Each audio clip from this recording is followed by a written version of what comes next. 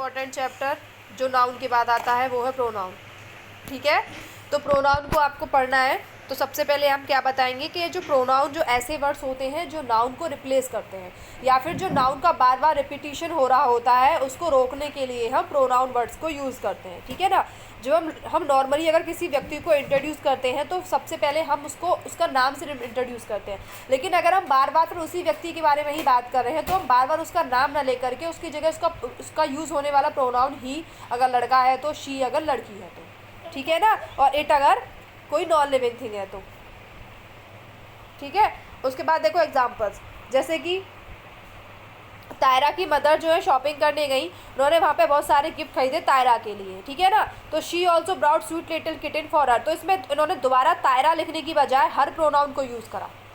ठीक है ना, हर आपका क्या है प्रोनाउन है, तो हर प्रोनाउन को उन्होंने यहाँ पर यूज़ करा। तो प्रोनाउन इस कॉमनली जो वर्ड होते हैं जैसे कि I, we, you, he, she, they, his, her, their, them, myself, whose, है ना, हु, दीज, ये सब आपके कैसे वर्ड्स होते हैं बेटा, ये सब आपके प्रोनाउन वर्ड्स होते हैं। ठीक है, उसके बाद देखो जो प्रोनाउन होते हैं वो नाउन की जगह पर यूज़ होते हैं। ठीक है ना, वो सेम पोजीशन लेते हैं जैसे कि नाउन लेता है। जैसे नाउन अगर पहले आता है ना कि किसी के बारे में बात कर रहे हैं, जैसे कि he Ramesh is a good boy, तो रमेश नाउन है, तो रमेश की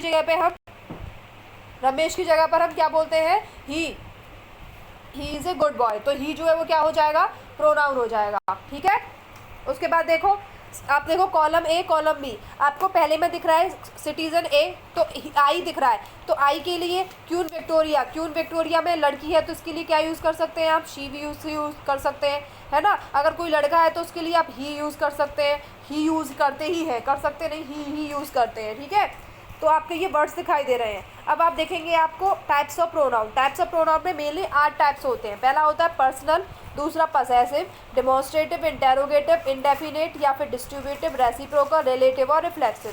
सबसे पहले पर्सनल प्रोनाउन, तो जो आपका पर्सनल प्रोनाउन होता है ना, पर्सनल प्रोनाउन के अंदर हम स्पीकर जो होता है वो अपने आप को डिस्क्राइब करता है लिसनर को। ठीक है ना, पर्सन और चीज़ को स्पीक करने के बाद, जैसे तनुज जो है वो प्ले करता है मैच वेल।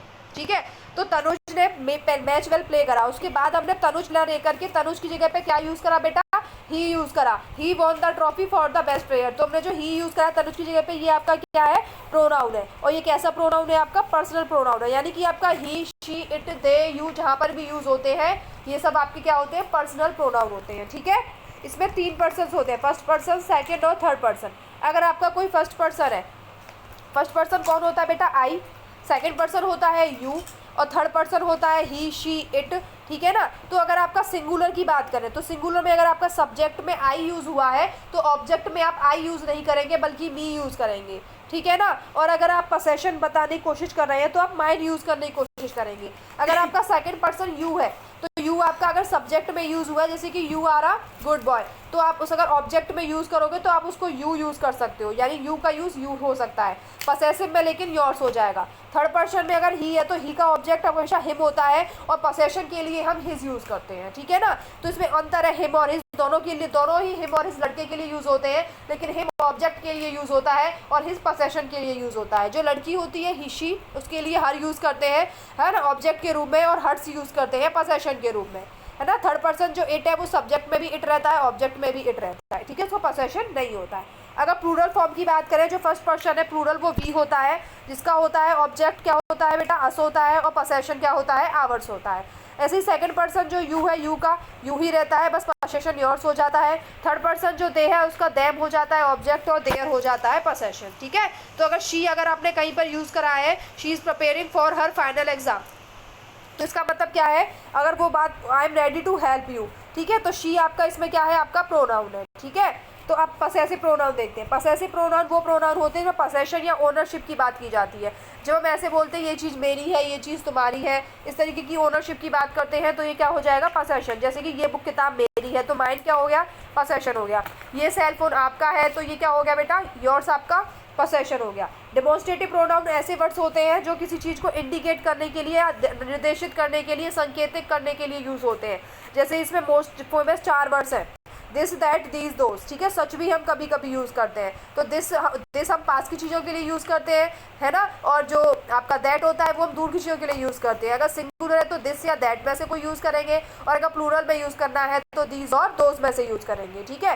तो दिस और दीज जो है ना, ये नाउन के साथ में हमेशा लगता है, ठीक है ना। और ये पास वाले नियर बाय नाउन्स के लिए लगता है, और दैट और दोज जो चीज़ें हमसे दूर होती हैं हम उनके लिए लगाते हैं, ठीक है।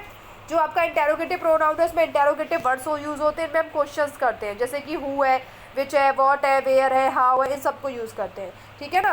तो अगर हम हु, हुम, हुज यूज़ कर रहे हैं तो इसका मतलब क्या है, हम किसी पर्सन से क्वेश्चंस पूछ रहे हैं। अगर हम व्हाट यूज़ कर रहे हैं तो क्वेश्चंस पूछ रहे हैं, विच यूज़ कर रहे हैं तो क्वेश्चंस के लिए। लेकिन जो विच होता है ना, जब हम किसी सब पर्सन के बारे में बात करते हैं तो हम विच को यूज़ कर सकते हैं, है ना। जैसे बोलते हैं ना कि विच ज़्यादातर नॉन लिविंग थिंग्स के लिए यूज़ होता है, और हु ज़्यादातर लिविंग थिंग्स के लिए यूज़ होता है, ठीक है ना।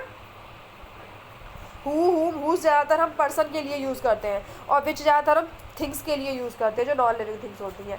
इंडेफिनिट प्रोनाउन होता है जो इंडिकेट नहीं करता स्पेसिफिक ऑब्जेक्ट को, बल्कि वो उसके बारे में बातें बताता है या बातें करता है, जैसे कि one sorry, none, nobody, nothing, all, few, some, many, anybody, everybody. अगर ये सारे वर्ड आपको किसी सेंटेंस में दिख जाएंगे तो आप कौन सा प्रोनाउन बोलोगे, इंडेफिनिट प्रोनाउन। जैसे कहीं पे वन लिखा हुआ है, कहीं पे नन लिखा हुआ है, या नोबडी लिखा हुआ है, नथिंग लिखा हुआ है, ऑल लिखा हुआ है, फ्यू लिखा हुआ है, सम, मैनी, तो ये सब इंडेफिनिट है, यानी चीज़ हमारी फिक्स नहीं है, हमें फिक्स नहीं पता है कि चीज़ें कितनी है, तो आपका कौन सा हो जाएगा, इंडेफिनिट हो जाएगा, ठीक है।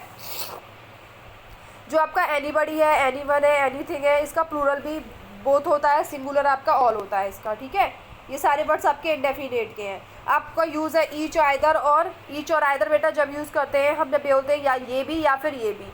नाइदर का यूज़ करते हैं हम ना तो ये ना ही वो, ठीक है ना। और आइदर का यूज़ करते हैं या तो ये या फिर वो, यानी कि जब हम चॉइस करते हैं कि दोनों में से किसी एक चीज़ को एक्सेप्ट करते हैं तो वो आइदर यूज़ होता है। और नाइदर जब दोनों में से हम किसी भी चीज़ को एक्सेप्ट नहीं करते, दोनों को रिजेक्ट कर देते हैं, तो हम किसका यूज़ होता है, नाइदर का।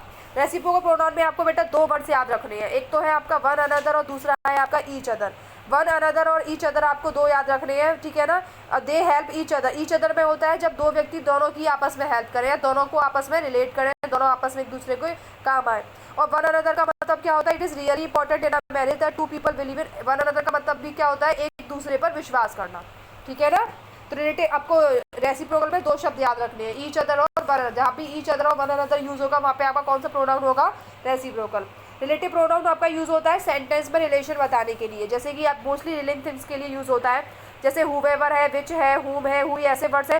अगर ये वर्ड्स अगर पहले सेंटेंस के फर्स्ट पार्ट पर लगेंगे तो ये इंटेरोगेटिव का काम करेंगे, लेकिन अगर ये सेंटेंस के बीच में लगते हैं तो ये रिलेटिव प्रोनाउन का काम करते हैं। वही डब्लू वाले वर्ड्स, जैसे हु है, हुम है, हुवेवर है, विच है, ठीक है। ये बीच में लगेंगे तो किसका काम करेंगे, आपका रिलेटिव का काम करेंगे। रिफ्लेक्सिव और इम्पेटिव प्रोनाउन होते हैं बेटा जब एक्शन को हम रिप्रेजेंट करते हैं पोसेशन के साथ, जैसे कि हिमसेल्फ है, देम सेल्फ है, आवर सेल्फ है, योर सेल्फ है, जिनके पीछे भी जाता है सबके पीछे सेल्फ लगा हुआ होता है, उन्हें रिफ्लेक्सिव प्रोनाउन बोलते हैं, है ना। और इम्पेटिव प्रोनाउन जब हम किसी भी चीज़ को बहुत ज़्यादा प्रेशराइज करके बोलते हैं, यानी कि अगर हम डायरेक्ट आपके सब्जेक्ट के बाद अगर हिमसेल्फ, देम सेल्फ और हर सेल्फ यूज़ कर रहे हैं तो वो इम्फेटिक है, यानी कि हम क्या कर रहे हैं, प्रेशराइज कर रहे हैं नाउन के ऊपर। लेकिन अगर हमने सेंटेंस के एंड में यूज़ करा है हिमसेल्फ, हर सेल्फ, तो वो रिफ्लेक्सिव हो जाएगा। अगर हमने डायरेक्ट सब्जेक्ट के बाद ही यूज़ करा है, जैसे कि रोहन हिमसेल्फ, है ना, या फिर यू योरसेल्फ, ऐसे यूज़ करा डायरेक्ट सब्जेक्ट के बाद में, तो वो इम्फेटिक है। और अगर हमने सेंटेंस के एंड में यूज़ करा है तो वो क्या है, रिफ्लेक्सिव है, ठीक है। सॉरी। तो आई का क्या होता है बेटा, माई सेल्फ होता है, यू का योर सेल्फ होता है, ही का हिमसेल्फ होता है, शी का हर सेल्फ होता है, इट का इट सेल्फ होता है, और वी का आवर सेल्फ होता है, दे का देम सेल्फ होता है। तो ये आपके क्या थे, प्रोनाउन थे, ठीक है।